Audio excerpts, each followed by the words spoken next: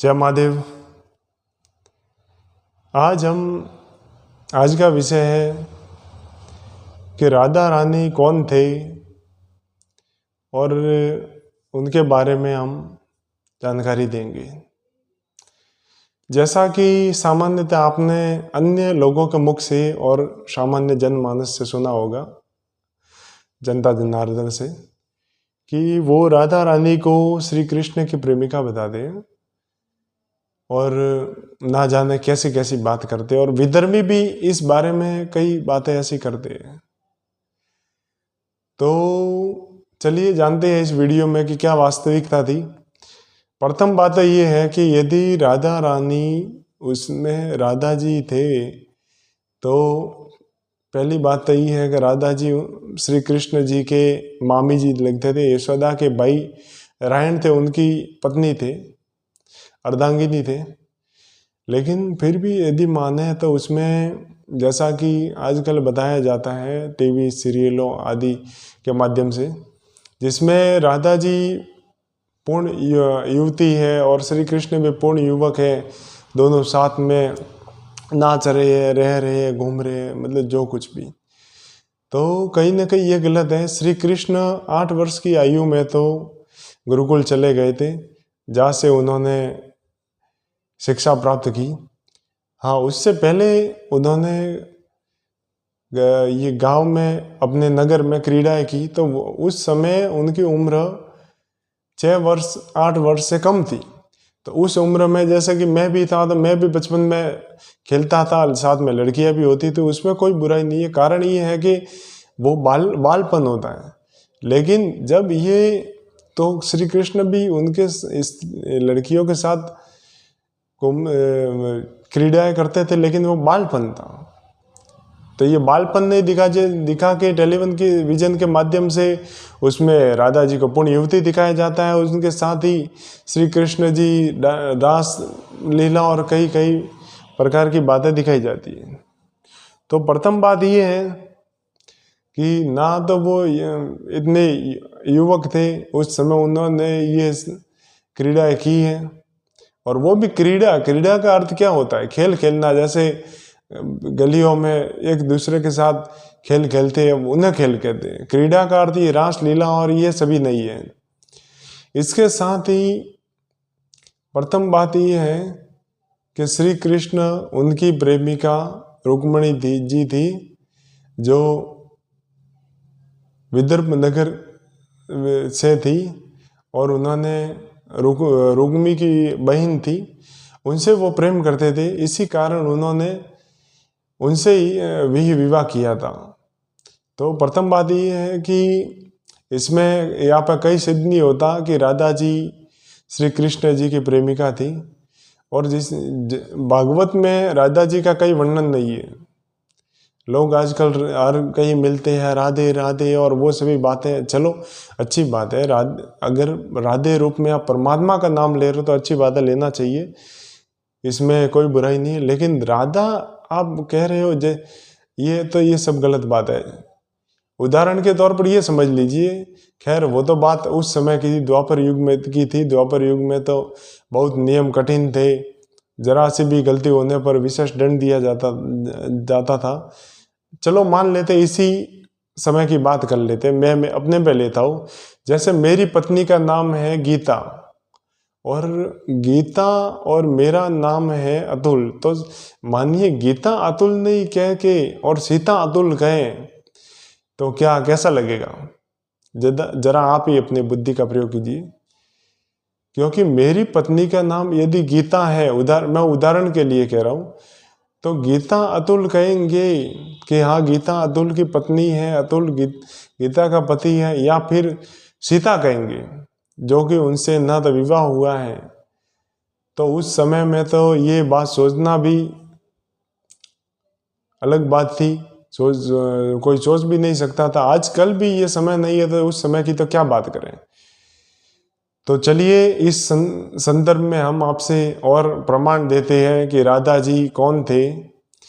तो शास्त्रों में प्रथम प्रमाण ये मिलता है कि महाभारत रानी रुक्मिणी ही श्री कृष्ण जी की पत्नी और प्रेमिका थी, न कि राधा रानी द्रौपदी का पति केवल युधिष्ठिर था, न कि 5 पांडव। अर्थात द्रौपदी जी के बारे में भी जो 5 पांडवों की पत्नी और ये कहते हैं, ये भी कहीं न कहीं घटना गलत है। वो भी केवल महाराज युधिष्ठिर की पत्नी थी, उनसे भीर और किसी की पत्नी नहीं थी। उसके साथ दूसरा प्रथम प्रमाण है, अपने महाभारत व भागवत पुराण में राधा जी का नाम कहीं भी नहीं। आप महाभारत पढ़ोगे या भागवत पुराण पढ़ोगे तो भागवत पुराण में और महाभारत में राधा जी का नाम कहीं वर्णन आपको नहीं मिलेगा। यह प्रथम प्रमाण रहा। दूसरा प्रमाण है, योगेश्वर श्री कृष्ण जी की पत्नी का नाम देवी रुक्मणी था। बिल्कुल सत्य बात है, देवी रुक्मणी थी, वो श्री कृष्ण जी की पत्नी थी, नहीं कि राधा जी। और प्रेमिका और ये तो सभी उस समय नियम ही नहीं था, का वो प्रेमिका वो ऐसा कोई नियम ही नहीं था। आगे और सुनने को मिलेगा आपको कि प्रेमिका और वो सभी उस प्रकार के नियम यदि कोई कर भी ले तो क्या उसका दंड होता था। आगे तीसरा नियम अपन को मिलता है, प्रमाण मिलता है, श्री कृष्ण जी ने महान संतान हेतु विवाह उपरांत भी रुक्मणी संग 12 वर्ष तक ब्रह्मचर्य पूर्वक रहते तप किया।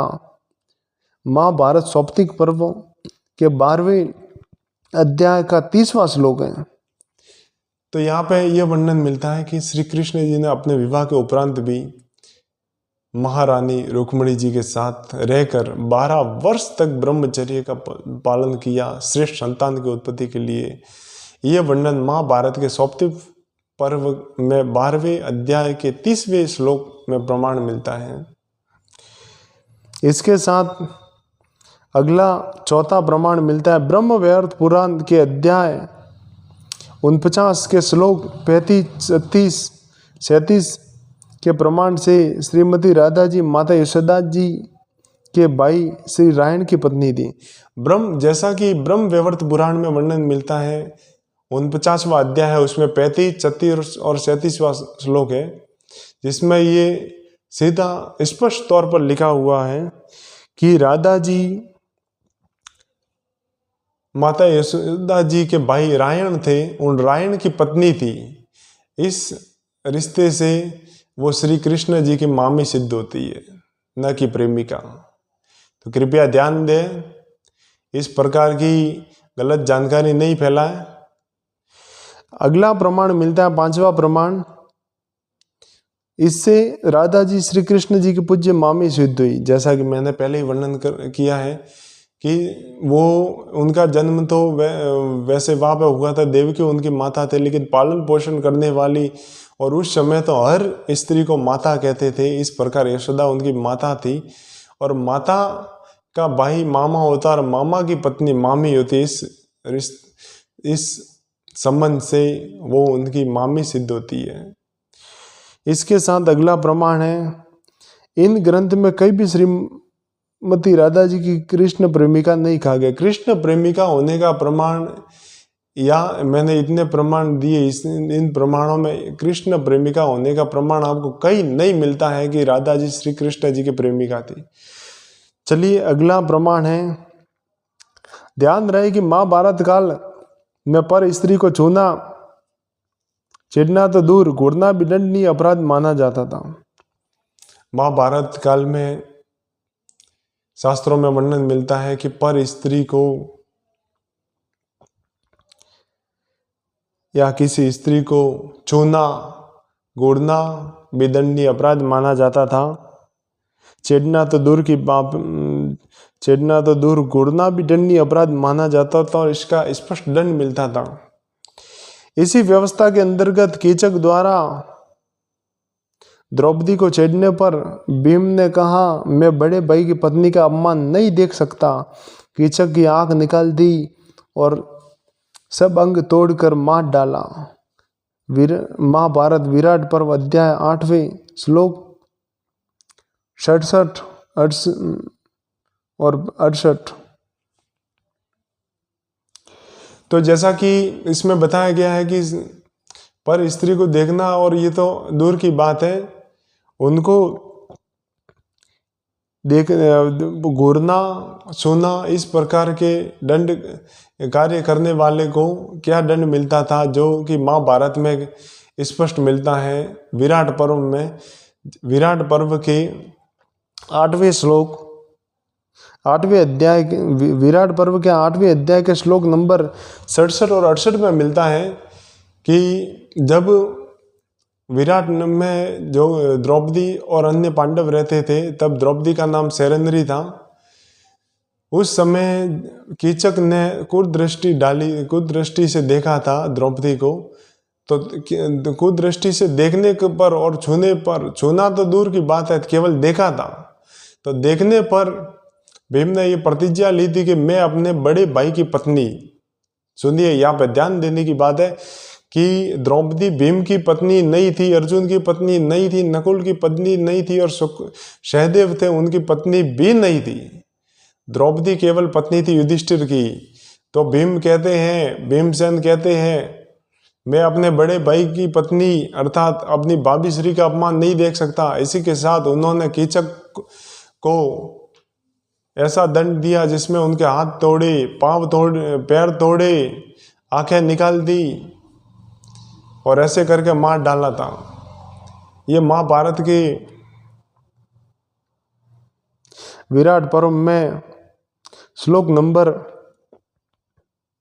अध्याय 8वां और श्लोक 67-68 में प्रमाण मिलता है।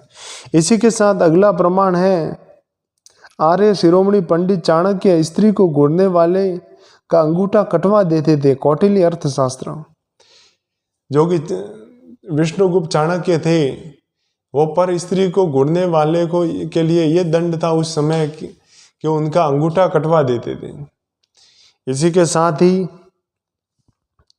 योगीराज श्री कृष्ण को माखन चोर, राधा प्रेमी और रास रसैया कहने वाले महापापी हैं, और उनको कौन सा लोक मिला ये तो परमात्मा ही कह सकती है, मैं अपने मुख से तो क्या कहूँ।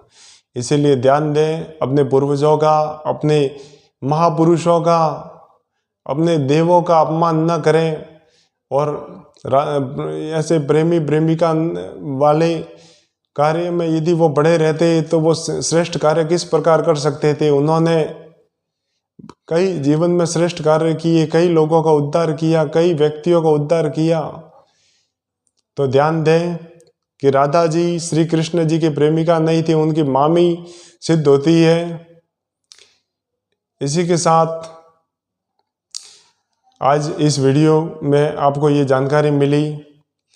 इसी प्रकार अन्य वीडियो में भी आपको ऐसी ही धार्मिक जानकारी मिलती रहेगी, और ज़्यादा से ज़्यादा इस वीडियो को शेयर करें ताकि लोगों को सत्य की जानकारी मिल सके। मेरा उद्देश्य ये नहीं है कि मेरा वीडियो देखो, आपकी इच्छा हो तो देखो, लेकिन मेरा उद्देश्य ये है कि जानकारी जन जन तक पहुँचे और व्यक्ति असत्य से दूर हो जाए। इसी के साथ जय महादेव।